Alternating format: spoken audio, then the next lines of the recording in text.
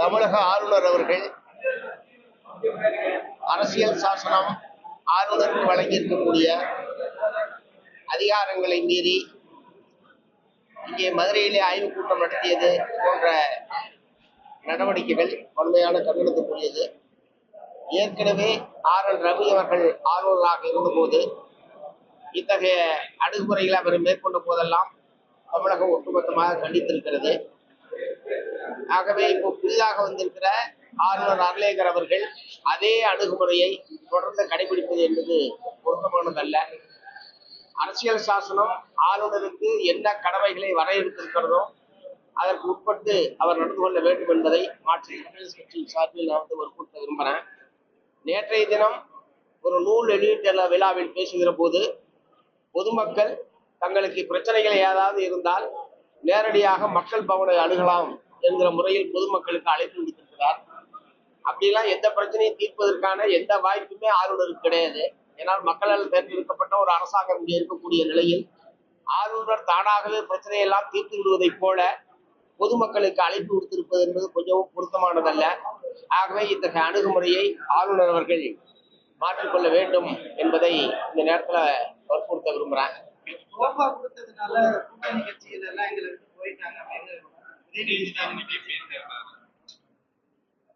இது அவர் சட்டமன்றத்திலையும் சொல்லியிருக்காரு, தொடர்ச்சியா இதேதான் அவர் சொல்லிட்டு இருக்காரு.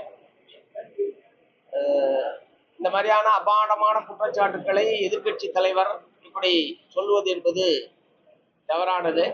அவருக்கு அப்படின்னா அதுக்கான ஆதாரத்தை அவர் எடுத்து வெளியிடணும். அபாண்டமான முறையில் இத்தகைய தவேகாவை நாங்கள் ஏன் ஆதரிக்கிறோம் என்பதற்கான அரசியல் பூர்வமான காரணங்களை தெளிவாக மார்க்சிஸ்ட் கம்யூனிஸ்ட் கட்சி வெளிப்படுத்தியிருக்கிறது. ஆகவே அரசியல் ரீதியாகத்தான் நாங்கள் முடிவுகளை எடுக்கிறோமே தவிர எதிர்கட்சி தலைவர் சொல்வதைப் போல அந்த மாதிரியான தன்மையில அந்த முடிவு என்பது மேற்கொள்ளப்படவில்லை. அது இத்தகைய அபாண்டமான குற்றச்சாட்டை மீண்டும் மீண்டும் அவர் சொல்லிக் கொண்டிருப்பது என்பது கண்டிக்கத்தக்கது.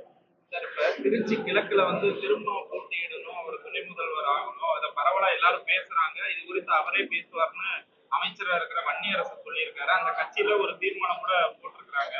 நீங்க எல்லாரும் அதுல சேர்ந்து இருக்கனால அதை எப்படி இந்த மாதிரியான பேச்சுக்கள் கருத்துக்கள்லாம் எப்படி பாக்குறீங்க?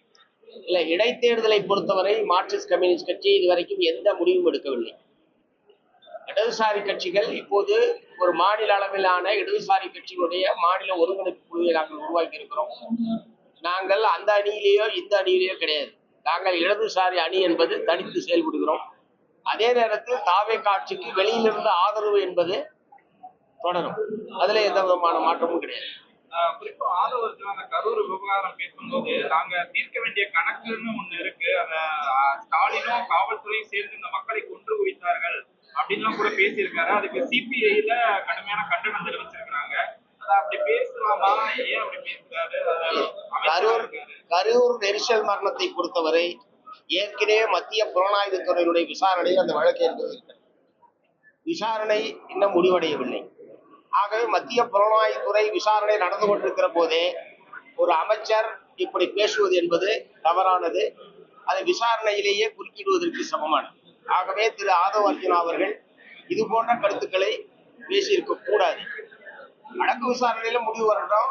மத்திய புலனாய்வுத்துறை என்ன கண்டுபிடிக்கிறாங்களோ அது யார் மீது குற்றவாளிகளோ அவர்கள் தண்டிக்கப்பட வேண்டும்.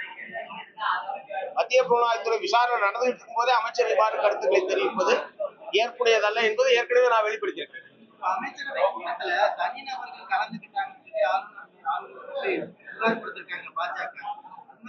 குறிப்பா அந்த ஆரோக்கியசாமி இவங்க எல்லாம் அரசு நிகழ்ச்சிகள்ல கலந்துக்கிறாங்க, இவங்களுக்கு எந்த ஒரு பொறுப்புமே கொடுக்கல, ஆனா அரசு நிகழ்ச்சியில கலந்துக்கிறாங்கன்னு சொல்லி ஆளுநர்கிட்ட போய் மனு கொடுத்திருக்காங்க.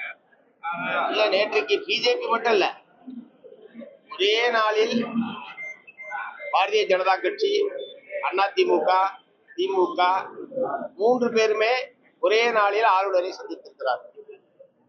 ஆளுநர் பதவியே வேண்டாம் என்பதுதான் திமுக அதிமுகவுடைய கருத்து. ஆளுநர் என்பவர் ஜஸ்ட் ஏஜென்ட் தான், தபால்காரர் தான், இப்படியெல்லாம் அவருக்கு ஏற்கனவே அடிமொழி என்பது கொடுக்கப்பட்டிருக்கிறார். இத்தகைய சூழ்நிலையில் இவர்கள் நேற்று போய் ஆளுநர் புகார் தெரிவித்திருப்பது என்பதே அதை பற்றி என்னன்னு நம்ம ஆழமா யோசிக்க வேண்டியிருக்கு.